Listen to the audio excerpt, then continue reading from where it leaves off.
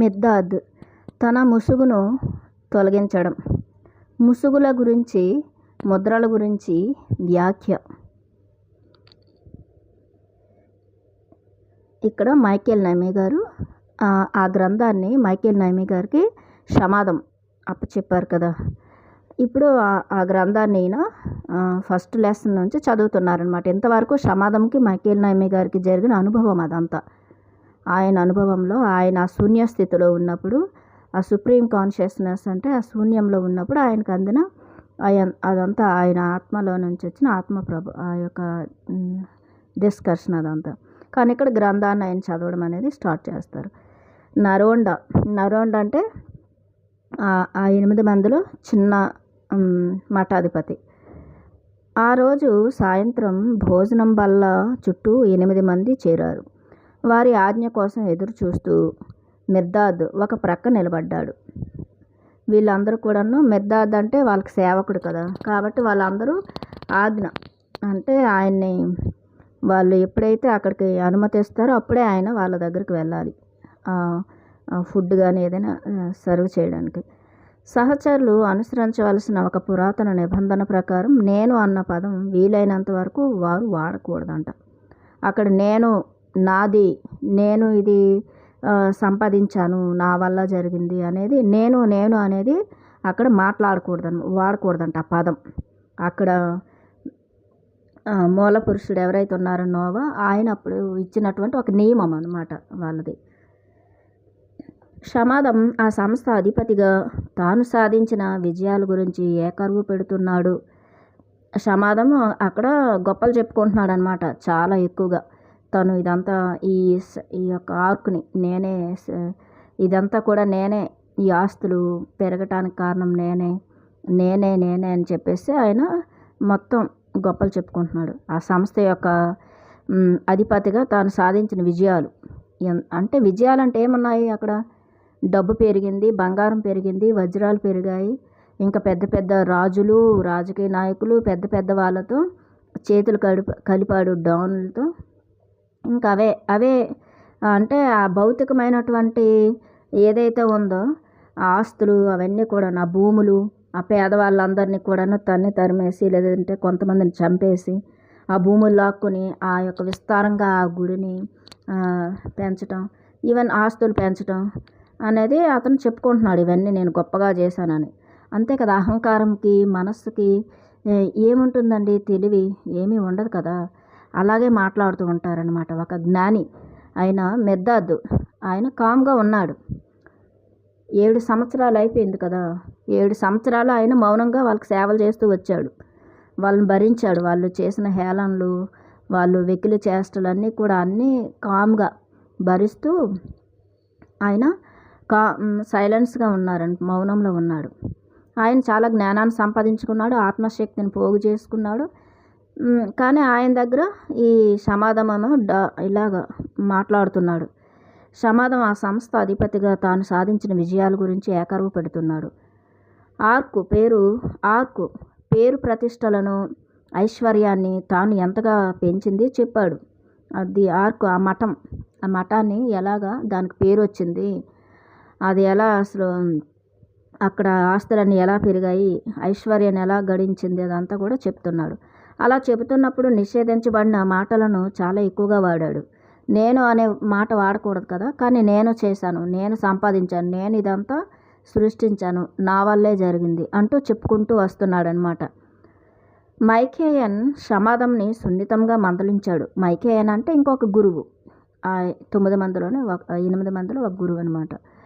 దానితో ఆ నిబంధన ముఖ్య ఉద్దేశం గురించి దాన్ని ప్రవేశపెట్టింది నోవా. శామ్లతో ఎవరు అన్న విషయాలపై తీవ్రమైన చర్చ జరిగిందంట. అసలు ఈ నిబంధన నేను అనేది ఎందుకు వాడకూడదు, నేను అనే పదం ఎందుకు వాడకూడదు, నేను నాది అనేది ఎందుకు వాడకూడదు అనేది నోవా సృష్టించారా ఆ నిబంధన, లేదంటే శ్యామ్ నోవా యొక్క పెద్ద కుమారుడు ఆయన ఏమైనా సృష్టించారా, దీని యొక్క ముఖ్య ఉద్దేశం ఏంటి, నేను అనేది ఎందుకు వాడకూడదు అనేది ఇప్పుడు ఇక్కడ చర్చ జరుగుతుంది అనమాట. అది పరస్పర దూషణలకు దారితీసిందంట.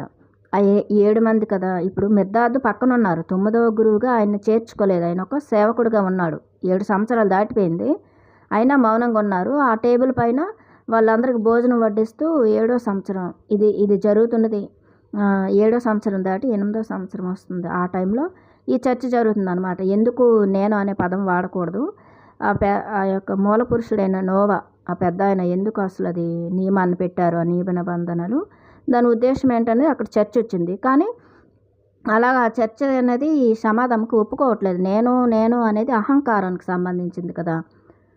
ఇప్పుడు నోవా ఇచ్చిన నియమ నిబంధనలు అక్కడ ఉన్నటువంటి అవన్నీ తీసేసి ఇక్కడ ఇతను ఏవేవో ఆస్తులు సంపాదిస్తూ అవన్నీ ఏమీ లేకుండా పూర్వం వాళ్ళు ఏదైతే ఆ భక్తి ఆ యొక్క పవిత్రత అవేవీ లేకుండా చేసేసి ఇక్కడ ఐశ్వర్యాన్ని కూడబెడుతూ భూములు కూడబెడుతూ ఇదంతా కూడబెడుతూ అది నేను అని చెప్తుంటే వాళ్ళకి కోపం వస్తుంది లోపల ఆ 7 మందికి కూడా. ఎందుకు వాళ్ళు మిర్దాదు యొక్క సేవలు మిర్దాదు యొక్క అదంతా కూడా వాళ్ళ ప్రెజెన్స్ని వాళ్ళు చూశారు. అసలు సిసలైనటువంటి ఎలా ఉండాలి అసలు ఇదంతా ఈ సమాధం ఎలా అక్రమంగా ఇదంతా సంపాదించాడనేది వాళ్ళకి అర్థమైపోయింది. అందుకు వాళ్ళు నేను అనే పదాన్ని వాడకూడదు, నువ్వు ఎక్కువగా వాడుతున్నావని వాళ్ళు ఘర్షణ పడినప్పుడు మిర్దాదు దూషిస్తున్నాడు అనమాట. ఈ సమాధం దూషణలకి దారితీస్తుంది. అందరూ దూషించుకుంటున్నారు ఒకళ్ళు వాళ్ళకి వాళ్ళే గొడవలు పడుతున్నారనమాట. ఎందుకంటే వాళ్ళకి జ్ఞానం అనేది అర్థమైంది మిర్దాదు వచ్చాక. అది ఈ మిర్దాదుకి సమాధంకి తేడా వాళ్ళకి తెలిసిందనమాట. ఆ యొక్క వాళ్ళిద్దరి మధ్యన ఉన్న ఇది దూషణల వల్ల జరిగిన గందరగోళంలో చాలా ఎక్కువగా మాట్లాడారు. కానీ ఎవరికి ఏమీ అర్థం కాలేదు. అసలు ఈ నేను ఎందుకు వాడకూడదు, నేను నాదనేది ఎందుకు ఈ మూల పురుషుడు ఆయన నోవా నా పెద్ద ఆయన ఎందుకు అసలు వాడొద్దన్నారు అనేది వాళ్ళకి అర్థం కాలేదనమాట. వాళ్ళు కూడా సరిగ్గా చెప్పలేకపోతున్నారు. ఎవరికి జ్ఞానం లేదు కదా అక్కడ. అది గురువులు అంటే చక్కగా వాళ్ళు అలా ఉండేవాళ్ళు అంతే. తినడం చక్కగా మంచి మంచి పరిమాణాలతో పంచభక్ష పరిమాణాలు ఆహారాలు తీసుకోవడం చక్కగా వాళ్ళు ఉండేవారు అంతే తప్ప అక్కడ జ్ఞానం అనేది లేదు కదా. సమాధము వాళ్ళందరికీ ఆ జ్ఞానాన్ని అదంతా కూడా ఏమీ ఇవ్వలేదు. కాబట్టి వాళ్ళకి అర్థం కాలేదట ఈ నేను అనే వరుడు ఎందుకు వాడకూడదని.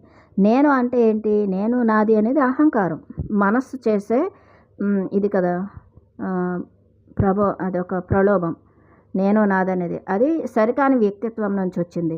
కానీ నేను అనేది ఎక్కడ ఆత్మ అనేది నేను అనేది అక్కడ లేదు. నేను ఆత్మను అనుకుంటే వేరేలా ఉంటాయి కదా అతని మాటలు. అతను ఈ మానసికంగా ఈ యొక్క అహంకారంతోనే నేను నాది అంటున్నాడంటే ఈ భౌతికమైనటువంటి ఈ డబ్బు గురించి అది ఆయన పొగుడుతున్నాడు అనమాట.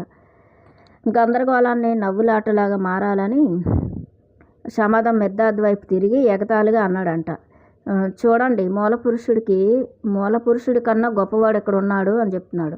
మళ్ళీ మూల పురుషుడు అంటే ఎవరు, నోవా పెద్ద ఆయన. ఎవరైతే ఆ యొక్క ది ఆర్క్ అనేది ఆ మఠాన్ని నిర్మించారో ఆయన కదా కొన్ని నియమాలు కొన్ని సాంప్రదాయాలు ఆయన పెట్టాడు, నియమించాడు. అవన్నీ తీసేశాడు కదా. ఈ సమాధం దగ్గరకు వచ్చేసరికి తరతరాలు బాగానే ఉండేది. తర్వాత సమాధం వచ్చేసరికి ఈ సమాధంకి స్వార్థం, డబ్బు, దురాశ, అత్యాశ ఇవన్నీ ఎక్కువ కాబట్టి, స్వార్థము ఇవన్నీ ఎక్కువగా ఉన్నాయి కాబట్టి, వ్యామోహాలన్నీ ఎక్కువగా ఉన్నాయి కాబట్టి అవన్నీ నేను అనే అసలైనటువంటి ఆ పదానికి వాళ్ళ అర్థాలు ఎవరికీ తెలియకుండా పోయి గందరగోళంగా అయిపోయిందంట. ఆయన ఇదంతా కామ్గా చూస్తున్నాడు మిర్దాదు ఒక సైడ్ నుంచి. అప్పుడు ఎగతాళిగా అన్నాడట, మూల పురుషుడి కన్నా గొప్పవాడు ఎక్కడ ఉన్నాడు అని చెప్పేసి ఎగతాళిగా అంటున్నాడు మిర్దాదుని చూసి సమాధం. మిర్దాదు ఈ మాటలు గందరగోళం నుంచి బయటపడే మార్గం చూపించు అన్నాడంట. మళ్ళీ మిర్దాద్ ఈ యొక్క నేను అనే ఈ పదం గురించి అందరం చూడు మా అందరికీ కూడా చాలా గందరగోళంగా ఉంది, దీని ఒక అర్థం ఏంటో మాకు అర్థం కావట్లేదు, నువ్వేనా చెప్పని అందరి కళ్ళు మిర్దాద్ వైపు తిరిగాయి. 7 సంవత్సరాల్లో మొదటిసారి అతడు నోరు విప్పి మాట్లాడడం మాకు చాలా చాలా ఆశ్చర్యం కలిగించింది అని చెప్తున్నారనమాట. మిర్దాదుని అడిగారు ఆ తక్కిన గురువులంతా, నువ్వేనా చెప్పు దీనికి అర్థం, అసలు ఈ గందరగోళం నుంచి నువ్వేనా మమ్మల్ని బయటపడేసే సరేనా ఇదేంటో చెప్పని. అప్పుడు మిర్దాదు 7 సంవత్సరాలు మౌనంలో ఉన్నారు కదా, ఇప్పుడు నోరు తెరిచాడు. మిర్దాదు ఇలా మాట్లాడుతున్నారు. ఆర్క్ సహచరులారా, షమాదం కోరిక ఎగతాళిగా ఉన్నప్పటికీ అనుకోకుండా మిర్దాద్ నిర్ణయాన్ని ముందే తెలియచెప్పింది. ఆర్కులోకి వచ్చిన రోజే ఈ కాలాన్ని, ఈ స్థలాన్ని, ఈ పరిస్థితిని తన తెరలు తొలగించుకోవడానికి, శీలను బద్దలు కొట్టడానికి, ప్రపంచానికి మీకు తాను ఎవరో తెలియజేయడానికి ముందే నిర్ణయించుకున్నాడు అని చెప్తున్నాడు మిర్దాద్. అంటే మిర్దాద్కి ముందే ఆయన ఈ జ్ఞానాన్ని కానీ, ఇదంతా ఆత్మజ్ఞానాన్ని, లేదంటే ఈ నేను సరికాని నేనులు, వ్యక్తిత్వంతో కూడిన అహంకారంతో కూడిన నేనంటే ఈ శరీరం, నేనంటే ఈ ఆర్కు యొక్క తరతరాల నుంచి వస్తున్నటువంటి వంశోద్ధారకుడిని అనే కదా సమాధంకు ఉంది అహంకారం. కాబట్టి ఇవన్నీ నేను ఎప్పుడో తొలగించాలి. మీ నోట్లోంచి వచ్చినట్టు మాటలు, సీళ్ళు, నేను నేను నేను అనే ఏదైతే సరికాని నేనులు, వ్యక్తిత్వానికి అహంకారంతో మీరు పలుకుతున్నారో ఇదంతా నేను ఎప్పుడో ఖండించాల్సిందే. కానీ మీకు అర్థం చేసుకునే స్థితి, శక్తి లేదు కాబట్టి నేను మౌనంగా ఉన్నాను. ఇప్పుడు నేను ఇవన్నీ కూడా మీ నోళ్ళకున్న ఈ శీలను బద్దలు కొడతాను అని చెప్తున్నాడు అనమాట. నోళ్ళకు వేసుకున్న సీళ్ళు అంటే ఏంటి? అవే ఈ నేను నేను అనే పదే పదే వ్యక్తిత్వంతో భౌతికంగా మనం మాట్లాడుతుంటాం కదా, ప్రాపంచిక మాటలు అవన్నమాట.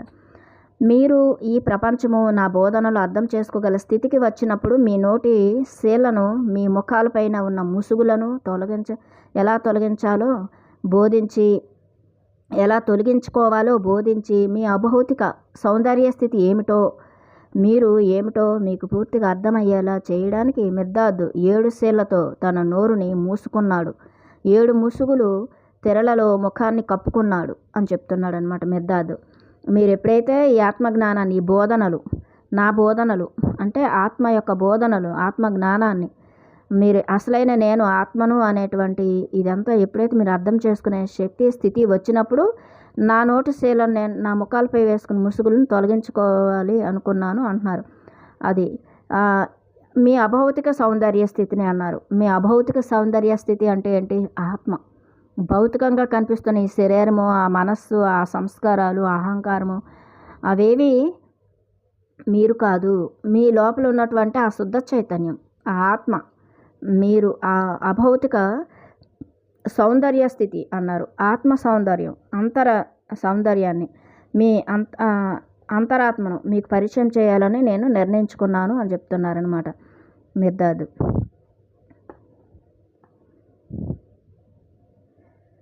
ఏడు శీలతో నోటిని మిర్దాద్ 7 శీలతో తన నోరుని మూసుకున్నాడు. 7 ముసుగులతో తన తెరలలో ముఖాన్ని కప్పుకున్నాడు అని చెప్పారు. 7 ముసుగులు, 7 శీళ్ళు అంటే ఏంటంటే, 7 శీళ్ళు అంటే ఆ యొక్క ఇవి అంటే ఆత్మకు ఉన్నటువంటి శీళ్ళు కదా, ఇవి చక్రాలు అలా అన్నమాట.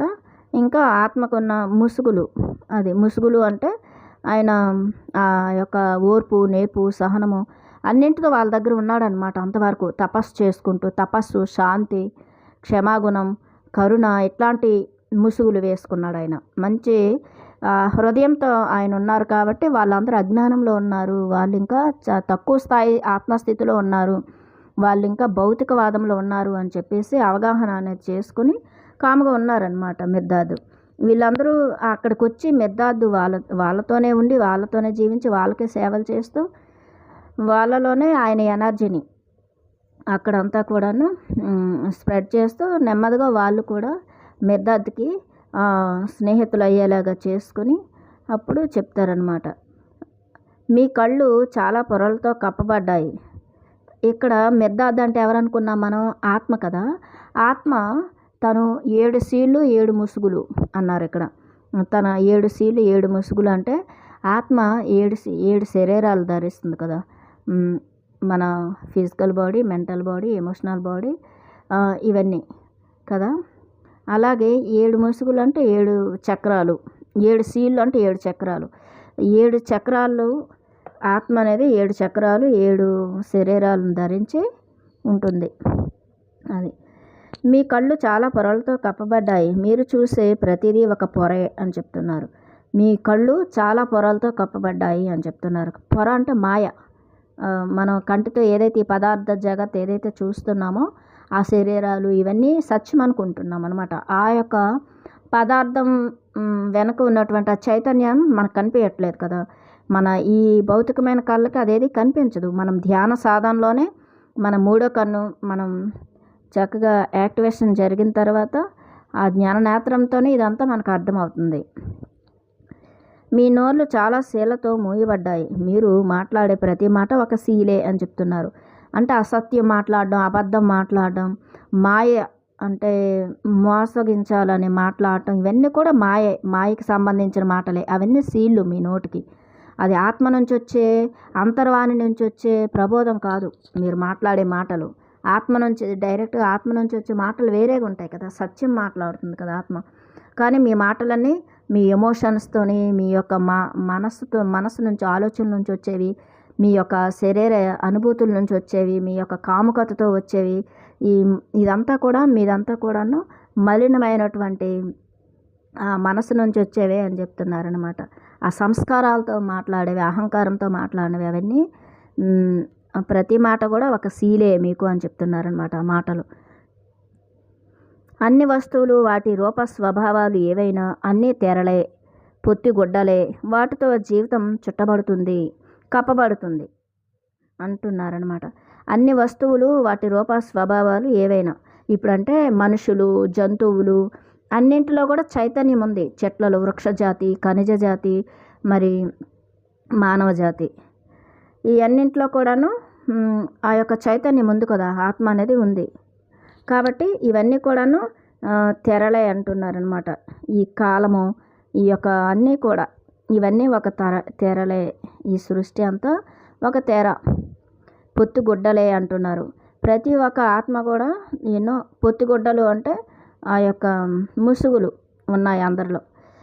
వాటితో జీవితం చుట్టబడుతుంది అని చెప్తున్నారు, కప్పబడుతుంది. ఒక తెర, ఒక పొత్తిగుడ్డ అయిన మీ కన్ను మరిన్ని పొత్తిగుడ్డల దగ్గరకు, వారిని తెరల దగ్గరకు కాకుండా ఇంకెక్కడికి నడిపిస్తుంది, ఇంకెక్కడికి తీసుకుని వెళ్తుంది.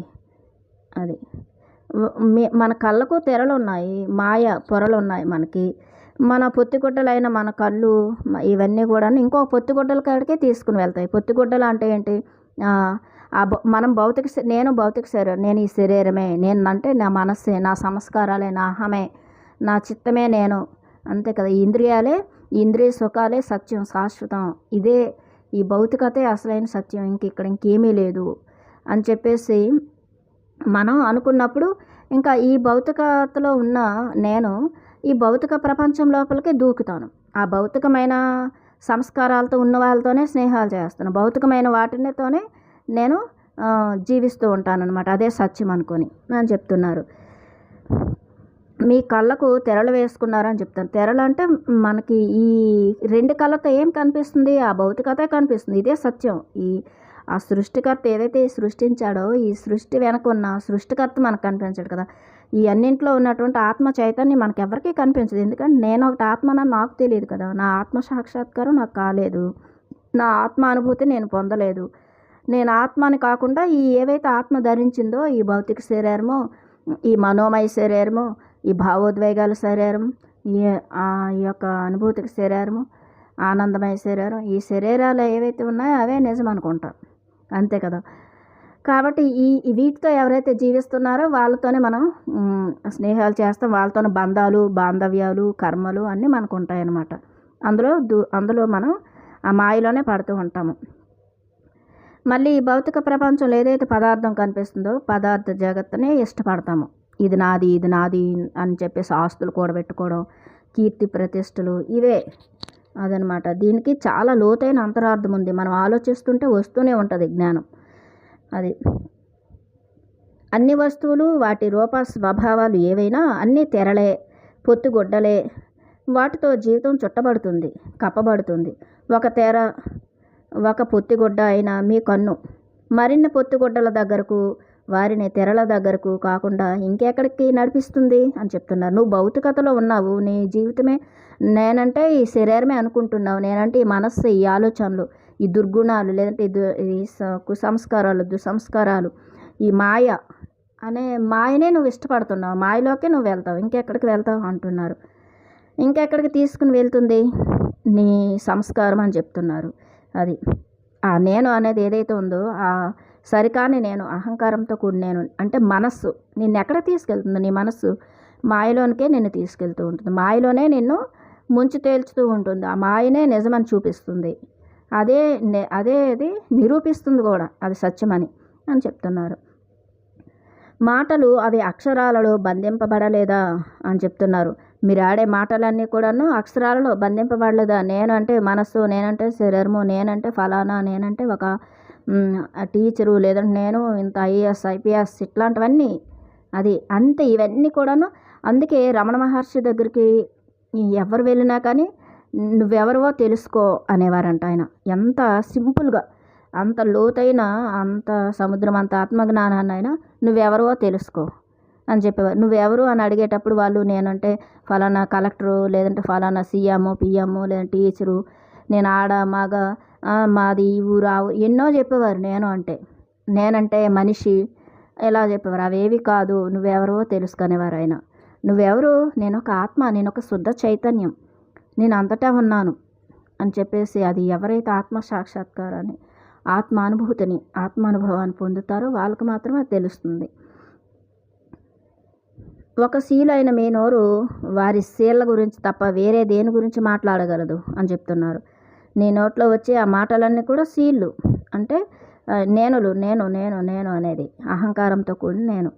అది ఆ శీళ్ళ గురించి తప్ప ఇంక దేని గురించి మాట్లాడగలుగుతుంది? కన్ను ముసుగు కప్పగలదు, అంతేగాని ముసుగులోనికి చొచ్చుకుని పోలేదు అని చెప్తున్నారు.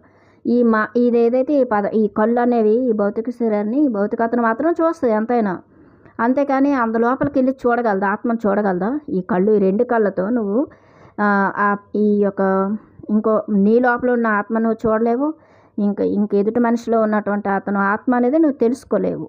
లేదంటే ఆ చెట్టులో ఉన్నటువంటి చైతన్యాన్ని కూడా నువ్వు తెలుసుకోలేవు. ఏదైనా నీకు ఒక పదార్థం కనిపిస్తుంది అంతే, ఒక శరీరము, ఒక దేహం కనిపిస్తుంది అంతే తప్ప అందులోపలికి వెళ్ళి నువ్వు చూడగలవా? ఆ సోల్ని నువ్వు దర్శించుకోగలవా అంటున్నారనమాట. ఆత్మని నువ్వు చూడగలవా?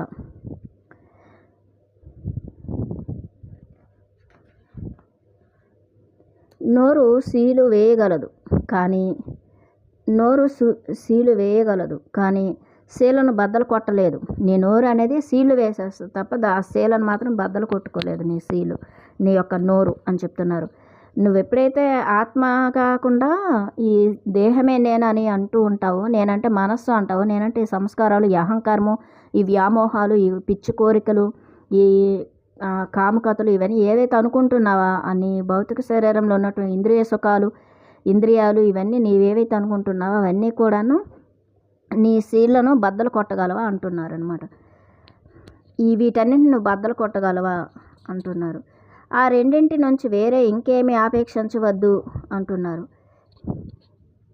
నీ నోరు అనేది నీ శీలను బద్దలు కొట్టలేదు కదా, సరికాని నేనని అది బద్దలు కొట్టలేదు. నేనంటే ఆత్మను అని నువ్వు చెప్పుకోలేవు నీ నోటితో. ఆ రెండింటి నుంచి వేరే ఇంకేం ఆపేక్షించవద్దు. శరీరం చేసే పనిలో వాటికి వచ్చిన భాగం అది. నీ నోరు ఇంకా ఆ శరీర ఆ యొక్క ముసుగులు ఏవైతే ఉన్నాయో వాటి నుంచి ఇంకా ఏమీ వాసించొద్దు. నేనంటే ఈ దేహమో, నేనంటే ఈ మనస్సు అని చెప్పేసి నువ్వు ఏదైతే అనుకుంటున్నావో వాటి నుంచి ఇంకేమీ వాసించలేవు, అలాగే వస్తాయని చెప్తున్నారు. వాటి పనులను అవి సరిగ్గానే చేస్తున్నాయి. ముసుగు వేసుకుని, సీళ్లు వేసుకుని తెరల మాటున సీళ్ల వెనుక ఏముందో వచ్చి చూడమని మిమ్మల్ని ఎలుగెత్తి పిలుస్తున్నాయి అంటున్నారనమాట. ఆ సీళ్ళు వెనుక అంటే ఏదైతే ఈ వ్యక్తిత్వం వెనుక ఏదైతే ఉందో ఆత్మని చూడమని ఎలుగెత్తి పిలుస్తున్నాయంట. తెరలలోకి చొచ్చుకుపోవాలి అంతే. తెరలలోకి చొచ్చుకుపోవాలి అంటే కనురెప్ప వెంట్రుకలతో, రెప్పలతో, బొమ్మలతో మూయబడే కన్ను కాకుండా వేరే కన్ను కావాలి అంటున్నారు. అది ఈ తెరల వెనక ఈ భౌతిక శరీరము, మనోమయ శరీరము, భావోద్వేగాల శరీరము, ఈ యొక్క వీటి వెనకతలు ఉన్నటువంటి ఈ ఆత్మను దర్శించుకోవాలి అంటే నీకు వేరే కన్ను కావాలి అంటున్నారు. అది మూడో కన్ను, థర్డ్ ఐ. అది ఎప్పుడు వస్తుంది? మనం ధ్యాన సాధనలో కూర్చోవాలి అంతే కదా. అలా ఎప్పుడు మాట్లాడుతూ, ఎప్పుడు ఏదో ఒకటి ఈ భౌతికత గురించి ఎక్స్ప్లెనేషన్ చేస్తూ ఇది మంచి, ఇది చెడు, అది పుణ్యము, ఇది పాపము, లేకపోతే ఇది కరెక్ట్, ఇది రాంగ్, ఇట్లాంటి తీర్పులు చెప్పుకుంటూ మనుషులు ఏదో ఒకవైపు మాట్లాడుతూ ఉంటారు కదా. ఆ చెత్తంతా వదిలేసి నోరు మూసుకుని చక్కగా కళ్ళు మూసుకుని కూర్చొని ధ్యాన సాధన చేస్తే మనకి మన అసలు స్వభావం మనం తెలుస్తుంది. మన లోపల ఎంత మలినం అయిపోయి ఉన్నామో అదంతా తెలుస్తుంది. మనం ఎంత సరికాని దాంతో మాయతో ఉన్నామనేది తెలుస్తుంది. అప్పుడు ఆత్మ సాక్షాత్కారం జరుగుతుంది. ఆత్మను మేల్కొల్పుకుంటాం, ఆత్మజ్యోతి వెలిగించుకుంటాం. శాశ్వతంగా ఆత్మజ్యోతి మన హృదయంలో వెలుగుతుంది. అది ఆ వెలుగుని మనం తెచ్చుకుంటాం. కన్ను వెంట్రుకల రెప్పలతో బొమ్మలతో మోయబడే కన్ను కాకుండా వేరే కన్ను కావాలి, అది మూడో కన్ను. శీలను పగలగొట్టాలి అంటే మీ ముక్కు కింద ఉన్న నోరు కాకుండా వేరే నోరు ఒకటి అవసరం అంటున్నారు. అంతర్వాణి, నీ అంతర్వాణిని నువ్వు వినాలి, నీ యొక్క ఇంట్యూషన్ నువ్వు వినాలి, నీ హృదయం చెప్పే మాట నువ్వు వినగలగాలి. అంతే తప్ప ఈ నోరు, మనస్సు వాగుతుంది కదా, మనస్సు ఒకటి వాగుతుంది లోపల. ఆ మనస్సులో ఉన్న ఆలోచనలు, ఆ వాగుడంతా మళ్ళీ ఈ నోటుతో, ఈ ఫిజికల్ నోరుతో కూడా వాగుతూ ఉంటాము. ఈ భౌతికమైన నోరుతో మన ఆ నోరు మూసుకుని చక్కగా ఇంకో నోరు అంటే నీ హృదయంలో ఉండే అంతర్ ప్రబోధాన్ని వినాలి, ఇంట్యూషన్ వినాలి, నీ అంతర్వాణిని నువ్వు వినగలగాలి. ఏ నోరు మూసుకోవాలి? మనస్సు చేసే గోల, ఆ రణగణ ధ్వనులు ఆపేయాలి, ఆలోచనలు. ఆ మనస్సు ఎప్పుడైతే నువ్వు ఆ మనస్సు నోరు ఎప్పుడైతే మూసుకుంటావు అంటే మనస్సు ఎప్పుడైతే షట్ డౌన్ అవుతుందో అప్పుడు ఆత్మ అనేది మాట్లాడుతుంది అనమాట. అంతర్ప్రబోధం అనేది మనకు వినిపిస్తుంది. అంతరాత్మతో మనం మాట్లాడగలుగుతాం, అంతరాత్మని మనం వినగలుగుతాం. మిగిలిన వాటన్నింటినీ మీరు సరిగ్గా చూడాలి అనుకుంటే ముందు కంటిని సరిగ్గా చూడాలి అంటున్నారు. అన్నింట్లోనే ఉన్నటువంటి ఆ చైతన్యాన్ని, ఆత్మను మనం చూడగలగాలి అంటే ఆ మనస్సు, వాళ్ళ యొక్క భౌతిక శరీరము, లేదంటే ఆ మతము, కులము, ఇవి అవి కాకుండా భారతీయుల, అమెరికా వాళ్ళ, వీళ్ళ వాళ్ళని ఈ ద్వంద్వత్వం ఉంటుంది కదా, ఆ ద్వంద్వత్వానికి అతీతమైనటువంటి ఏకత్వాన్ని, ఆ యొక్క ఆత్మని దర్శించుకోవాలి అంటే నీకు ఇంకో కన్ను కావాలి, మూడో కన్ను. ఈ కంటితో కాకుండా కంటిలో నుంచి మీరు చూస్తే దాని వెనుక ఉన్న వాటిని అన్నింటినీ చూడగలరు అంటున్నారు. ఈ కళ్ళు కాకుండా, ఈ భౌతికమైన కళ్ళతో కాకుండా నీ అంతర్నేత్రంతో, అంతర్నేత్రం, జ్ఞాననేత్రం, ఆ కన్ను నువ్వు తెరిపించుకోవాలి. ఆ కన్నుతో అది ఎంతో ధ్యాన సాధన, జ్ఞానం కావాలి మనకి. అలా చూడగలగాలి. అలాంటి హయ్యర్ అండర్స్టాండింగ్, అవగాహన మనకు కావాలి అంటే అప్పుడు ఇక్కడ ఉన్నటువంటి ఆటని ఇదంతా కూడా చక్కగా మనం ఎంజాయ్ చేస్తాం. ఇక్కడ ఏం జరుగుతుందో ఎంజాయ్ చేస్తాం ఈ ఆటని. లేదంటే మనం ఏం చేస్తాం, అతి సున్నితమైన వాళ్ళు చైతన్య రహితులే అని చెప్పారు కదా కింద పాఠంలో. అలాగా అన్నింటికీ కూడా భయపడిపోతూ, బాధపడిపోతూ, ఏదో జరిగిపోతుంది, ఏదో అయిపోతుంది, ఇలా ఎందుకు అవుతుందో, అలా అయితే బాగుండేది, ఈ చెత్త అంతా అందులోకి మాయలోకి వెళ్ళిపోయి గందరగోళానికి గురవుతాం అన్నమాట. ఎప్పుడైతే మన మూడో కన్ను మనం తెరిపించుకుంటామో, అంతర్నేత్రాన్ని తెరుచుకొని అంతర్వాణిని వింటామో, ఆ అంతరాత్మని మనం చక్కగా ఆత్మ సాక్షాత్కారం కలిగి ఉంటామో, అందరిలో ఉన్నటువంటి ఆత్మను మనం తెలుసుకుంటాం. అప్పుడు ప్రశాంతంగా జీవించగలుగుతాం. మిగిలిన పదాలన్నీ సరిగ్గా పలకాలంటే ముందు మీ నోటితో, నాలుకతో కాకుండా వాటి ద్వారా మీరు పలికితే వాటి వెనుక ఉన్న అన్ని పదాలను పలుకగలరు అని చెప్తున్నారు. మిగిలిన పదాలన్నీ సరిగా పలకాలంటే ముందు మీ నోటితో, నాలుకతో కాకుండా ఈ యొక్క భౌతికమైన నోరు, భౌతికమైన కళ్ళతో, భౌతికమైన నాలుకతో కాకుండా అంతర్నేత్రంతో చూడగలగాలి, ఆ జ్ఞాననేత్రంతో చూడగలగాలి, ఆ అంతర్ప్రబోధాన్ని వినగలగాలి, అంతర్వారిని మనం వినగలగాలి, అంతర్నేత్రంతో చూడగలగాలి అంటున్నారనమాట. మీరు సరిగ్గా చూస్తే, సరిగ్గా మాట్లాడితే మిమ్మల్ని తప్ప మరెవరిని మీరు చూడరు అంటున్నారు. మనం ఎప్పుడైతే సత్యాన్ని దర్శించుకోగలిగితే, సత్యం, ఆత్మే సత్యం, ఆత్మే శాశ్వతం, ఆత్మే నిత్యం, ఆత్మే కదా ఇదంతా, ఆటంతా ఆత్మ ఆడే ఆట ఇదంతా కూడా, ఆత్మ గేమ్ ఇదంతా. కాబట్టి అప్పుడు మనం ఇదంతా నేనే అంతా, నేనే అంతా అనేది మనం సరిగ్గా చూడగలుగుతాం అన్నమాట. ఇక్కడ ఏ అనుభవం, ఎవరికి ఏ అనుభవం జరుగుతుందో, ఎవరు ఏ ఆట ఆడుతున్నా అది నేనే అని చెప్పేసి మనం స్పందించగలుగుతాం, అనుభూతి చెందగలుగుతాం. ప్రతి అనుభవాన్ని మన అనుభవంగా మనం చక్కగా ఎంజాయ్ చేస్తాం అన్నమాట. ఇక్కడ ఎన్నో జరుగుతుంటాయి, అవన్నీ మనం ఒక్కరమే ఎన్నో జన్మలు తీసుకుని అనుభవించలేము కదా. ప్రతి ఒక్క అనుభవాన్ని నేనే అందులో ఉన్నాను అంటే చైతన్యమే కదా అందరిలో ఉన్నది. ప్రతి చైతన్యం, ప్రతి ఒక్క ఆత్మ యొక్క ఆట ఒకటే, కొంచెం మార్పులు ఉంటాయి, కొంచెం కొంచెం అంతే. మీ గురించి తప్ప వేరే దేని గురించి మీరు మాట్లాడరు అంటున్నారు. అంటే నేను ఆత్మను అనుకునేటప్పుడు ఇంకా దేని గురించి మాట్లాడతాం, ఇక్కడ అన్ని ఆత్మలు ఆడే ఆట ఒకటే కదా ఇంకా అని చెప్పేసి అది మనం చక్కగా మాట్లాడగలుగుతాం. ఎందుకంటే అన్నింటిలోనూ వాటి వెనుక ఉన్న వాటిలోనూ పదాలలోనూ పదాల వెనుక మీరే ద్రష్టలు, మీరే వక్తలు అని చెప్తున్నారు. అది ఆ శరీరాల వెనుక, ఆ మనస్సుల వెనుక, ఆ అహంకారాల వెనుక, ఆ వ్యక్తిత్వాల వెనుక, ఆ భ్రమల వెనుక అన్నింటిలోనూ ఉన్నది ఎవరు? మీరే, ఆత్మే. అదే నీవు, నీవే అది.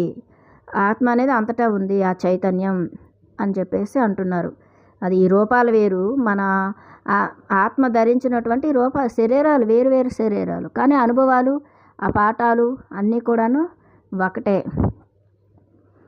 అప్పుడు కూడా మీ ప్రపంచం కలతపరిచే ఓ చిక్కు ప్రశ్న అయితే దానికి కారణం మీరే ఒక చిక్కు ప్రశ్న కావడం.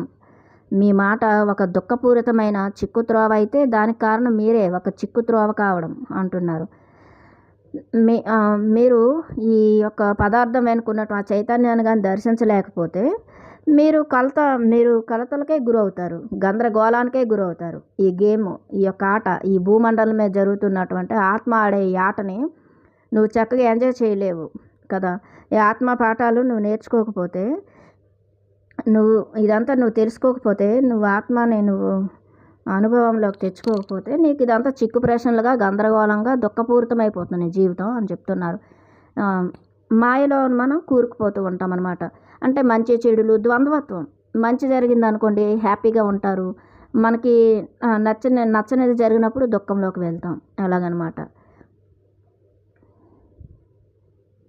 ఉన్న వాటిని ఉన్నట్లుగానే వదిలేయాలి.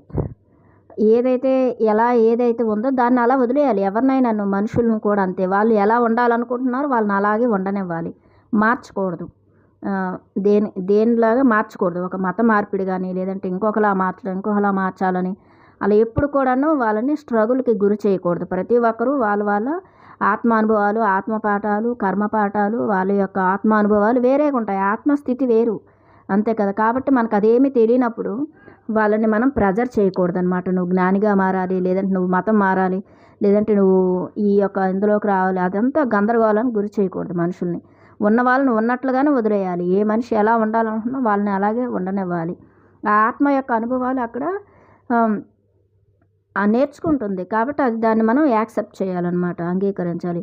వాటిని మార్చడానికి ప్రయత్నించవద్దు, ఏ మనుషులను కూడా మార్చడానికి ప్రయత్నించవద్దు. ఇప్పుడు ఎవరైనా సరే వాళ్ళు ఎలా ఉండాలనుకుంటే అలాగే ఉండనివ్వాలి. మారాల్సింది ఎవరు? మనం మాత్రమే మారాలి. నేను మారాలి, నన్ను నేను తెలుసుకుని నా సరైన నేనుతో నేను ఉండాలి. నా సరైన నేనుతో నేను ఉన్నప్పుడు అందరు నేనులు కూడా నాకు అర్థమవుతాయి కదా. ఆ సరికైన నేనుతో నేను ఉన్నప్పుడే అందరినీ సరికాని వాళ్ళుగా చూస్తాను. అది కాబట్టి ఆత్మ యొక్క ఇక్కడ ఆ పాఠాలు ఇక్కడ నేర్చుకుంటుంది, లెర్నింగ్ అవుతుంది కదా. కాబట్టి ప్రతి ఒక్కరిని గౌరవించి వాళ్ళ జీవితాలు గౌరవిస్తూ మన జీవితాన్ని మనం గౌరవించుకుంటూ మనల్ని మాత్రం మనం మార్చుకుంటూ ఉండాలి. ఎదుటి వాళ్ళని మార్చకూడదు, పరిస్థితులు మార్చకూడదు, మనుషులను మార్చాల్సిన అవసరం లేదు. ఏదైనా మనమే మారాలి. మన ఆలోచనలు మార్చుకోవాలి, మన దృష్టికోణం మార్చుకోవాలి, మన అవగాహన అనేది పెంచుకోవాలి, మన ఆత్మ సాక్షాత్కారం మనం చేసుకోవాలి. ఆత్మతో మనము ఆత్మ ప్రేమికులుగా అవ్వాలి. ఇక్కడ ప్రేమను కూడా ఎవరి నుంచి మనం అర్థించుకోకూడదు. ప్రేమించని ఎవరి వెంట పడకూడదు. ఎందుకంటే మన ఆత్మను మనం సెల్ఫ్ లవ్లో మనం ఉండాలి, అన్కండిషనల్ సెల్ఫ్ లవ్తో మనం ఉండాలి. మనల్ని మనమే ప్రేమించుకోవాలి, మనకు మనమే అన్నీ కూడా. అది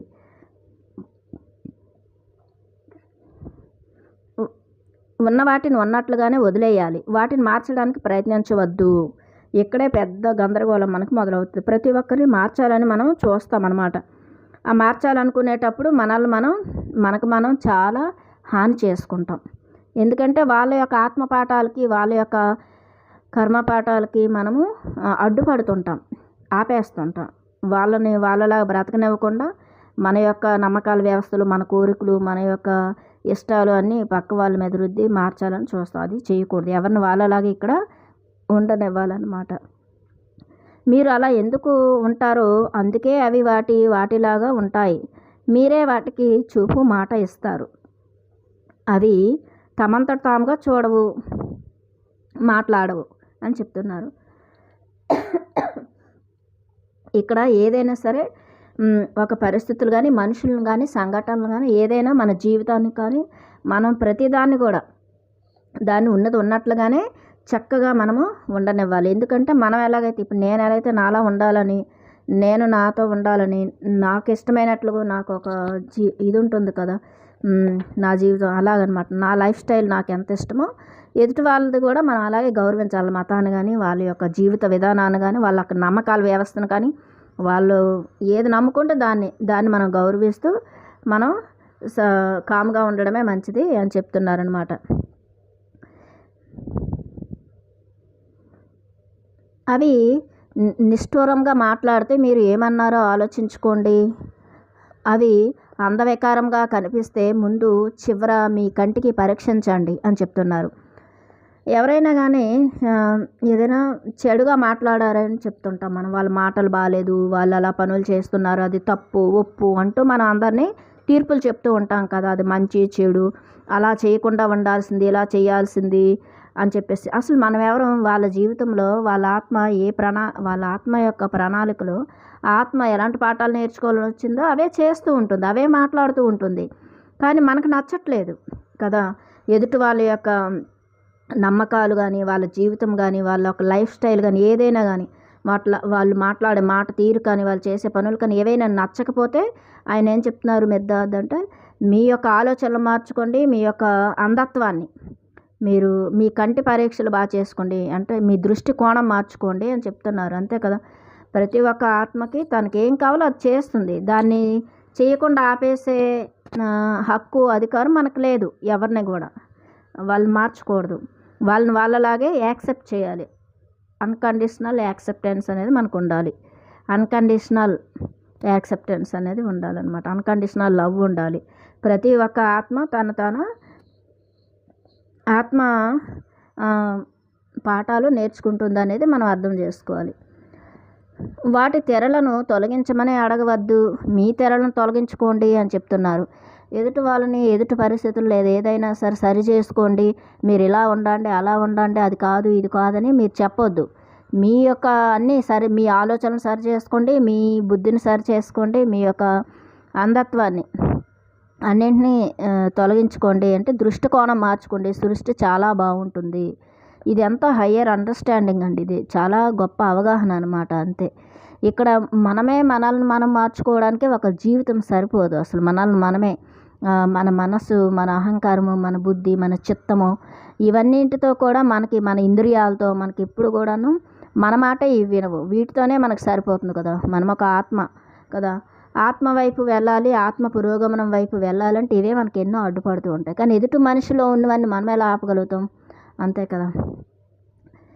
కాబట్టి సీళ్ళు పగులు కొట్టుకోమని వేటిని అడగవద్దు, అంటే ప్రతి ఒక్కరిని కూడా నువ్వు సరి చేసుకొని మాటలో నువ్వు అలా మాట్లాడకూడదు, ఎలా మాట్లాడకూడదు, ఈ తీర్పులు చెప్పకండి అని చెప్తున్నారు. మీ సీలను పగలు కొట్టుకుంటే అన్ని సీళ్ళు లేకుండా ఉంటాయి అని చెప్తున్నారు. అంటే మన సీళ్ళు పగలగొట్టుకోవడం అంటే మన సరికాని నేనలు మాట్లాడకుండా సరైన నేనుగా ఆత్మగా మనము సత్యాన్ని, జ్ఞానాన్ని మాత్రమే మనం మాట్లాడగలగాలి. అప్పుడు ఎదుటి వాళ్ళకి ఆ యొక్క మాటలు వినిపిస్తాయి. వాళ్ళలోనే స్లోగా వాళ్ళు మార్చుకుంటారు. ఎవరి తెరలను వారు తొలగించుకోవడానికి, ఎవరి శీలను వారు బద్దలు కొట్టుకోవడానికి ఉపయోగపడేది సదా మీ నోటిలో మెదిలే పదమే అంటున్నారు. ఎవరు అంటే మనం ఏదైతే సత్యాన్ని, జ్ఞానాన్ని మనం ఎప్పుడు నిరంతరం మాట్లాడామనుకోండి, ధర్మం గురించి, అహింస గురించి, ఇదంతా మనం మాట్లాడుతూ ఉన్నప్పుడు వాళ్ళు కూడా మన నుంచి అది అలాగా మనం ఏదైతే ఇంటెన్షన్స్ ఉంటాయో సంకల్పాలు, వాళ్ళకు కూడా మన వైబ్రేషన్స్ వెళ్ళి వాళ్ళ లోపల నెమ్మదిగా మార్పులు వస్తాయి. ఇప్పుడు మిర్దాద్ ఎలా అయితే 7 సంవత్సరాలు కఠినమైన తపస్సు చేసుకుంటూ ఎంతో ఓర్పుతో వాళ్ళందరికీ సేవ చేస్తూ వచ్చారు కదా. వాళ్ళందరూ అజ్ఞానులు. ఇంకా సమాధం అయితే ఇంకా చాలా అహంకారి, ఎన్నో చేశాడు. కానీ ఆయన ఏం చేశారు? అన్నింటినీ కూడా ఓర్పుతో, సహనంతో ఉండి అక్కడ ఎలాగైనా సరే అదంతా మార్పు తేవాలి అని చెప్పేసి ఆయన అక్కడే ఉండి అదంతా మార్చుకొచ్చారు. ఆయన చూసి కొంతమంది గురువులు వాళ్ళంతా ఆయన వైపు వెళ్ళారనమాట. అలాగా అన్ని పదాలలోకి అది చాలా చిన్నది, మరి గొప్పది. మిర్దాద్ దాన్ని సృష్టించే పదం అన్నాడు. ఆ సృష్టించే పదం అంటే ఏంటి? నేను అంటే ఆత్మ, అది అసలైన నేను అని చెప్తారనమాట. నరోండ ఇప్పుడు మాట్లాడుతున్నారు. మాస్టర్ ఒకంత ఆగాడు. అంటే ఎవరు? మిర్దాద్ ఆగారు. ఇంతవరకు మిర్దాద్ చెప్పారు ఇదంతా. నరోండ మాట్లాడుతున్నారు. మాస్టర్ ఒకంత ఆగాడు. ఆతురతతో కూడిన నిరీక్షణతో స్పందిస్తూ గాఢమైన నిశ్శబ్దం మా మీద పడింది. చివరికి భావావేశంతో కూడిన అసహనంతో మైఖేయన్ అన్నాడు. మైఖేయన్ ఎలా అన్నాడనమాట గురువు. ఆ పదం తెలుసుకోవాలని మా చెవులు ఉత్సుకతతో ఉన్నాయి. ఆ కీలకమైన పదం కోసం మా హృదయాలు ఎదురు చూస్తున్నాయి. మిర్దాద్ దయచేసి అదేమిటో చెప్పు అంటున్నారు. ఏదైతే ఆ సృష్టించే పదం అని అన్నాం కదా, ఆ అసలైన నేను, ఆ సృష్టించే పదం అన్నాడు కదా, అదేంటో మాకు చెప్పు. అసలైన పదం, ఆ సృష్టించే పదం, అసలైన నేను అదేంటో మాకు నువ్వు చెప్పాలి అని చెప్పేసి మేము వినడానికి ఉత్సుకతతో ఉన్నామని చెప్తున్నాడు అనమాట.